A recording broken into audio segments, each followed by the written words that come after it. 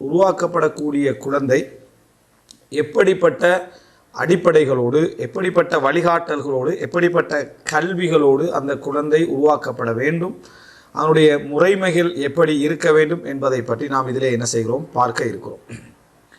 இது அதாவது ஒரு சில பகுதிகளை முக்கியமாக உள்ளடக்கிய தலைப்பு. இதை நம்ம சரியாக புரிந்து கொண்டோம் என்றால் தான் நமது குழந்தைகளுடைய உருவாக்க விஷயத்தில் நாங்கள் தோல்வி அடையாமல் இருக்கலாம். எப்பொழுதுமே இந்த உலகத்தில் வந்து நம்ம எந்த ஒரு விஷயத்துடைய வழிகாட்டலை எடுத்துக்கொண்டாலும், எந்த ஒரு விஷயத்தை நம்ம புரிந்து கொண்டாலும் ஒரு அடிப்படை நம்ம தெரிந்து கொள்ளணும். நம்ம எந்த ஒரு விதிமுறைகளுக்கு அட்பாற்பட்ட விதிகளும் உண்டு.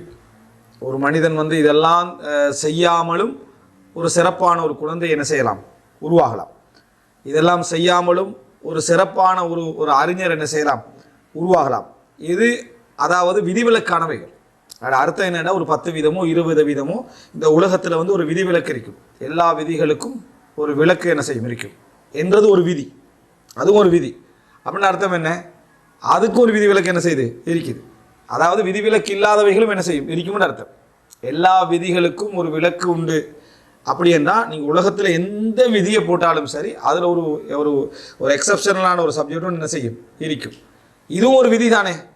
அப்போ இதுக்கு ஒரு விதிவிலக்கு என்ன செய்யுது இருக்கு. அதாவது விதிவிலக்கு இல்லாத விதிகளும் என்னது இருக்கும் என்று நம்ம என்ன செய்யணும், புரிஞ்சுக்கிறோம். இது உலகத்தில் இயல்பு. எனவே நம்ம எந்த ஒரு அடிப்படையை இருந்தாலும், அப்போ அவன் எப்படி உருவாகினா, அப்போ இவர் எப்படி உருவாகினார், ஷேக் அல்பானி எப்படி உருவாகினார், பின்பாஸ் எப்படி உருவாகினார், உசைமின் எப்படி உருவாகினார், சஹாபாக்கள் எல்லாம் வந்து வாப்பமார ஒழுங்காக வளர்த்தான சஹாபாக்கள் ஆகினாங்க. அவர்கள் வாப்பெல்லாம் குஃபரில் இருந்தால் அவர் இஸ்லாத்தை வந்தார். எப்படி வந்து என்னது வாப்ப ஒழுங்காக தானே வளர்த்திருப்பார். நூஹ் அலைஹிஸ்ஸலாம் புள்ள எப்படி போச்சு, ஆசர் ஒழுங்காக வளர்க்கல, இப்ராஹிம் அலைஹிஸ்ஸலாம் எப்படி நபி ஆகினார், வாப்பா உம்மா இல்லாமலே வளர்ந்த ரசூல் ஸல்லல்லாஹு அலைஹி வஸல்லம் எப்படி நபி ஆகினாங்க. இப்படியான சில கேள்விகள் என்ன செய்யும், இருந்துகிட்டே இருக்கும். இது தவறான அணுகுமுறை. இது எல்லா விஷயத்திலையும் தவறு தான். எல்லா விஷயத்திலையும் தவறுனா நம்ம இதை வச்சு உதாரணங்கள் எடுப்பதில்லை. இதை வைத்து இதெல்லாம் விதிவிலக்காக நடக்கக்கூடிய விஷயங்கள்.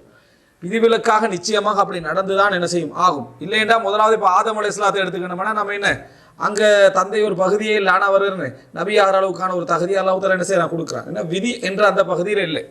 சில இடங்களில் வந்து சில பொழுதுகள், அதாவது இவைகளை அடிப்படையாக வைத்துக்கொண்டே சிலர் என்ன செய்வாங்கன்னு சொன்னால், மார்க்க விளக்கங்களை புறக்கணிக்கக்கூடிய நிலைமைகள்லாம் என்ன செய்யும், உருவாகும். எல்லா விஷயத்திலையும் இது நடக்கும். எனவே இந்த கெட்ட உதாரணங்களை, கெட்ட சிந்தனைகளை நம்ம அதாவது உள்வாங்கி கொண்டு ஒரு எதிர்காலத்தில் கை செய்தப்பட இயலாது. ஒரு 10 வருஷத்துக்கு பிறகு அதை இது சரியாக தான் சொல்லிக்கிறாங்க, நான் தான் யோசிக்காம விட்டேன்னு பிறகு என்ன செய்யலாது, கை செய்தப்படக்கூடாது. எனவே விதிவிலக்காக அல்லாஹ் ரப்புல் ஆலமீன் பிரத்யேக அருளோடு நடக்கக்கூடிய விஷயங்கள் உண்டு. இதை நம்ம அடிப்படையாக தெரிஞ்சு கொள்ளணும். 90% இதுதான்.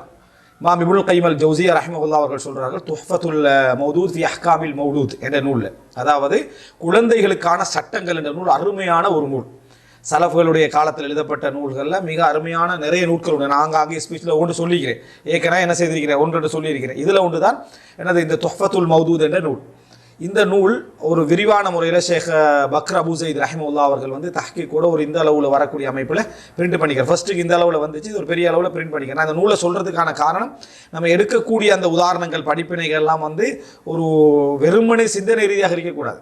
குர்ஆன் சுன்னால ஆதாரங்களோடும் சலஃபுகளுடைய அனுபவத்தோடும் இருந்தால் தான் இஸ்லாத்துடைய அடிப்படையோடு நம்ம என்ன செய்யலாம், கொண்டு வரலாம். அவர் அந்த நூலில் என்ன சொல்கிறாரு அப்படின்னு சொன்னால், பெரும்பாலான குழந்தைகள் அதாவது கெட்டு போவதற்கு பெற்றோர்கள் தான் காரணம். அப்போ இந்த விதியிலிருந்து என்ன விளங்குது, வெறும் பிரார்த்தனைகளால் மட்டும் உருவாக்கலாம் அப்படின்னு அவர் சொல்ல வரல. விதிவிலக்குகள் அவர் நம்பல. அவர் என்ன சொல்றாருன்னா, பெரும்பாலான குழந்தைகளை தந்தைமார்களுடைய பெற்றோர்களுடைய பாசம் அழித்து விட்டதுன்றார்.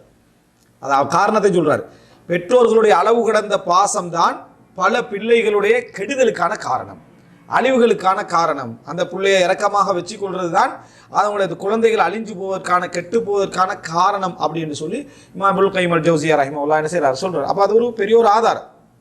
இந்த ஒரு பகுதி வந்து பெரிய ஒரு ஆதாரம் என்பதை நம்ம என்ன செய்யணும், புரிஞ்சு கொள்ள வேண்டும். அப்படி இருந்தால் எங்களுக்கு ஒரு என்ன, இந்த விதியை நான் முதல்ல விளங்கப்படுத்துறேன். நம்ம வந்து அடிப்படைகள், அதாவது கல்வி என்றது அதாவது எங்களோட பெற்றோர்களுடைய சிந்தனையில பதியணும். நாங்கள் தான் பொறுப்புன்றது. இந்த பொறுப்புடன் மஸ்ஊலியத்தில் நிறைய பேர்கிட்ட சட்டம் எல்லாம் தெரிஞ்சுக்கிறாங்க. ஒரு குறிப்பிட்ட கட்டத்தில் என்ன நினைக்கிறாங்கன்னா, அல்லாஹ் தஆலா நாடினா என்ன, அந்த புள்ள நல்லா தான் வரைச்சு, நம்ம என்ன பெரிய ஒரு முயற்சி எடுத்து அந்த புள்ள வரப்போகுது ஒரு இடத்துக்கு அவனோட மனசு ஆகிறது. அப்படி ஆகக்கூடாது. அப்படி என்பதற்காக இறைவன் நாடனும், இறைவன் நாடித்தான் நடக்கும் என்பதில் உலகத்தில் எந்த சந்தேகமும் இல்லை. இறைவன் தௌஃபீக் இருக்கணும் சந்தேகம் இல்லை. ஆனால் முயற்சியுடைய கடமைகள் எங்கிட்ட 100% என்ன செய்யணும், இருக்கணும்.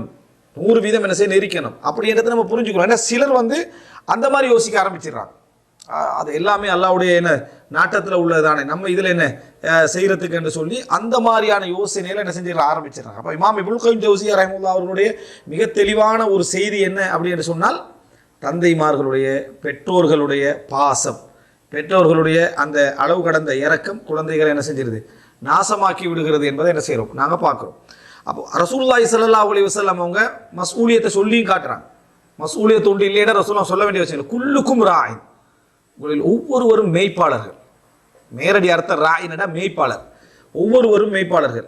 குல்லுக்கும் மஸ்ஊல், உங்களில் ஒவ்வொருவரும் விசாரிக்கப்படுவீர்கள் அர்ராயியதி, தங்களது அதாவது மேய்ப்பை பற்றி, தான் யாரை மேய்த்தார்களோ யாரை நிர்வகித்தார்களோ அவர்களை பற்றி.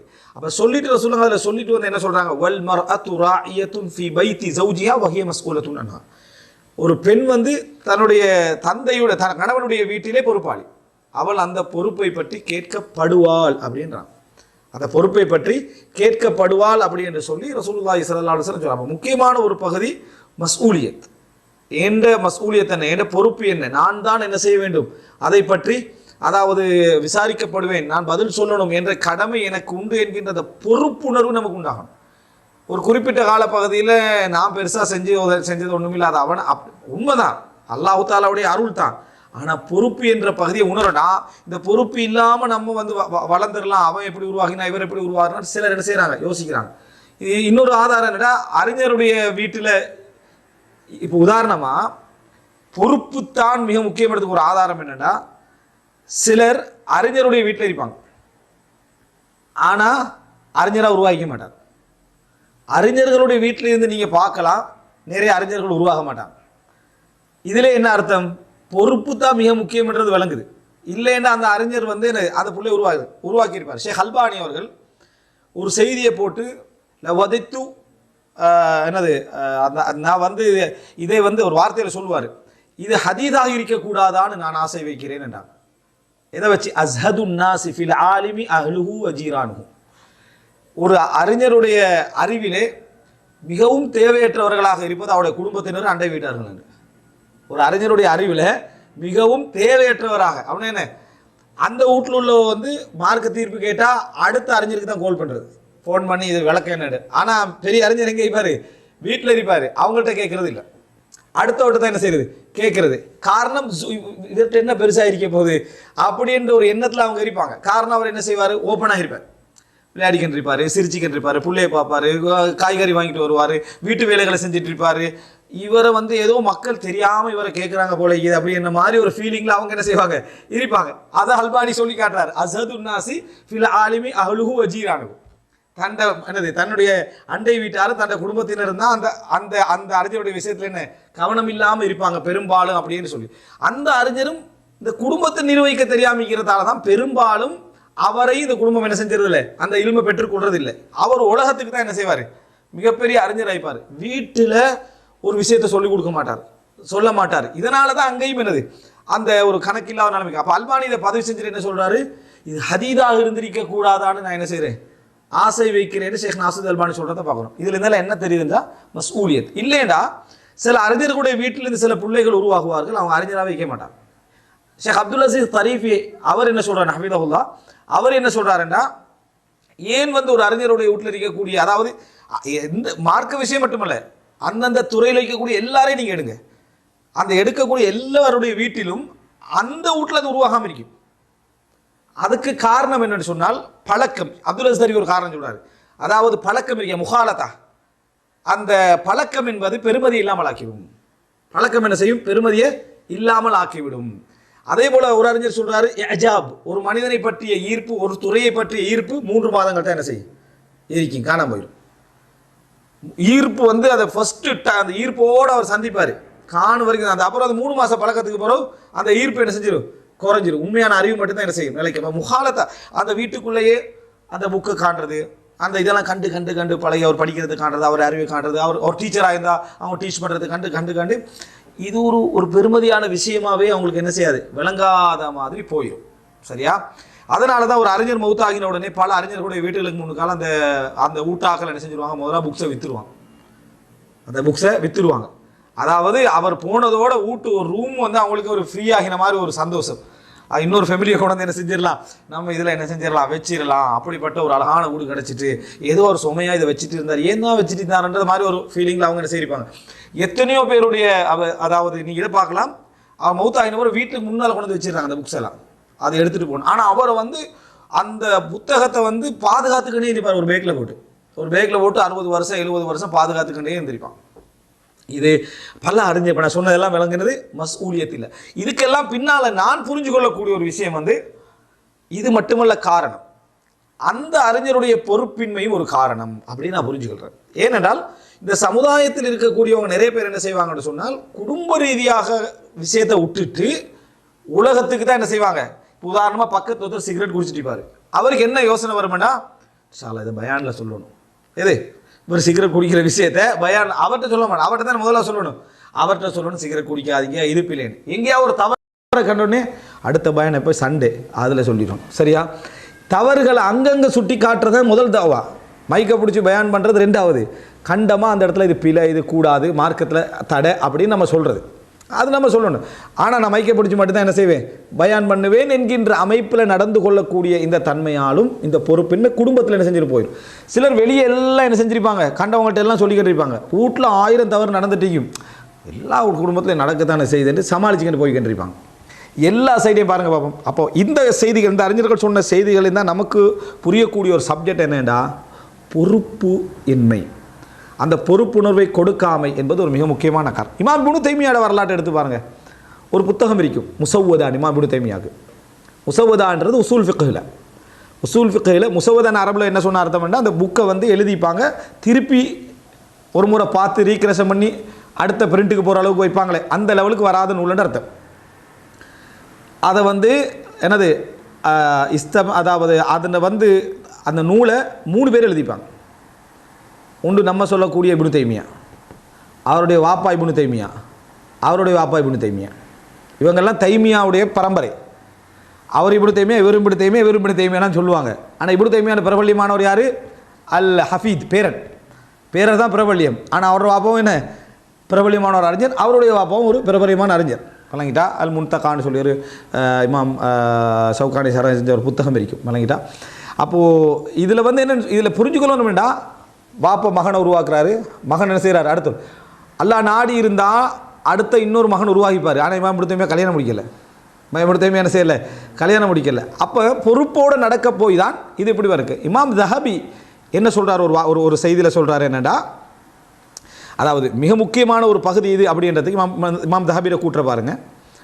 இது வந்து அதாவது சேராலமன் நுபுலால் வரக்கூடிய ஒரு செய்தி. அப்துல் ரஹ்மான் இப்னு பிஷ்ரி இப்னுல் ஹக்கம் அவரை பற்றி சொல்கிற டைமில் அல் ஹாஃபித் தான் குர்ஆனை மனன விட்டான்னு அர்த்தம் இல்லை, குர்ஆன் ஹதீஸ்களை அன்றைக்கு குர்ஆனை மனமிடுறது பேசிக். ஹாஃபில் அப்படின்னு சொல்ல மாட்டாங்க. ஹாஃபில்ன்றா அது பெரிய ஒரு விஷயமே இல்லை, ஹிஃபில் தான் அது அடிப்படையான சப்ஜெக்ட். ஹாஃபில்னா ஹதீஸ்களை அந்த மார்க்க சட்டங்களை மன்னிட்டு அல் ஜவாத் நல்ல கொடையாளி, வழங்கிட்டா. அஸ்ஸிகா மிகவும் நம்பகமானவர். கால தஹபி, இமாம் தஹபி அவரை பற்றி சொல்கிறார் என்னென்னா, இஅ்தனா பிஹி அபூஹு வர்தஹல் வலகியல் கிபார் வதால உம்ருஹு வதஃபர்ரத். முதலாவது சொல்கிறார் இஅ்தனா பிஹி அபூ, அவருடைய தந்தையில் அவரில் கவனம் செலுத்தினார்.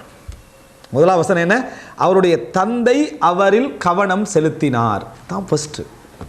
பொறுப்பு மஸ்ஊலியத்து தான்.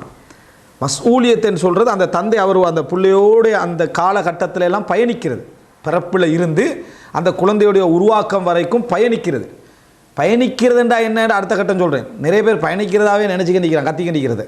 பிள்ளைய பார்த்து எப்போ பார்த்தாலும் நான் சத்தம் போட்டிக்கிறேன், இவ்வளோ கணிப்பேன். இப்போ அந்த கல்வியிட 4வது பாகத்தில் வந்துச்சு, நான் கவனிக்க சொல்லி நான் ஃபுல்லாக கவனிச்சுட்டு தான் இருக்கிறது. கத்துறது என்ன செய்வாங்க, முடிவெடுப்பான். அதெல்லாம் இல்லை. அல்லது எங்கேயா கொண்டு போய் நான் காலையில் ஸ்கூலில் விட்றேன், டியூஷனில் விட்றேன், ஈவினிங் இதில் விட்டுறேன், நான் கவனிக்கிறேன்னா இல்லையா, அதெல்லாம் இமாம் தஹபி சொல்லலை, விளங்கிட்டா. உடனே நம்ம சொற்களெல்லாம் சரியாக தான் இருக்கும், எப்ளை பண்ணுற இடம் ஒன்று என்ன செய்யுது இருக்கு. இஅ்தனா பிஹி அபூஹு, அவருடைய தந்தை கவனம் செலுத்தினார். அதனால் நடந்தது என்ன, வர்தஹல், பல நாடுகளுக்கு ஹதீஸ்களை தேடி பயணித்தார். வலகியல் கிபார், பெரும் அறிஞர்களை வயதானவர்களை சந்தித்தார். வதால உம்ருஹு, அவருடைய வயதும் என்ன செஞ்சது, நீண்டது. வயசாளிகளை சந்திக்கவும் கிடைக்கிது அவருக்கு, இந்த தூரமான இடங்களுக்கும் போக கிடைக்கிது. அவரும் வயது நீண்ட அளவுக்கு வாழ்ந்தால் ஒத்தஃபர்ரத, தனித்துவமாகுவார். இவர்கிட்ட இருக்கிற செய்திகள் வேறு யார்கிட்ட இருக்காது. ஏண்டா இவர் வந்து 10-12 வயசில் தூரமான இடத்துக்கு போய் வயசான ஒரு ஆளை சந்திச்சிருப்பார். வயசான ஆள் என்ன செஞ்சிருப்பார், ஒரு 50-60 வருடத்துக்கு முன்னால் உள்ள அறிஞரை சந்தித்து ஹதீஸ் எடுத்திருப்பார்.